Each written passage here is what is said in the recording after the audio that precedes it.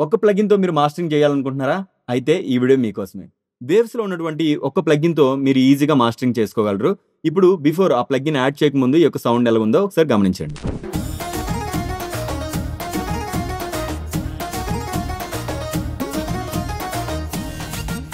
So, ఇప్పుడు ఆ యొక్క ప్లగిన్‌ని యాడ్ చేద్దాం.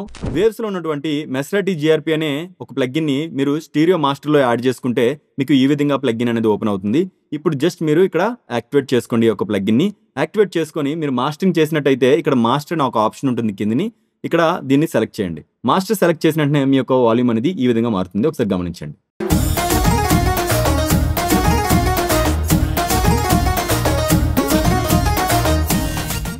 ఇక్కడ మీరు సెన్సిటివిటీ అనే నాబ్ ఉంటుంది గమనించండి. ఇదేంటంటే మీ యొక్క వాల్యూమ్‌ని అడ్జస్ట్ చేసుకోవచ్చనమాట.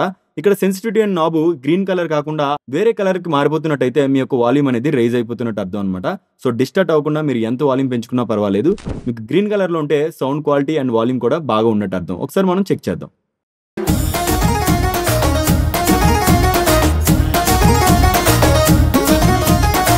సో, మీరు కలర్ మారుతునే కొద్దీ మీ యొక్క వాల్యూమ్ అనేది ఆటోమేటిక్‌గా రైజ్ అయిపోతుంది. సో, గ్రీన్ కలర్‌లో మాక్సిమం ఉంచుకొని మంచిగా వాల్యూమ్‌ని కంట్రోల్ చేసుకోండి. అదే విధంగా మీకు ఇక్కడ లోస్, మిడ్స్, హైస్, కంప్రెషన్ ఒక ఆప్షన్ ఉంది.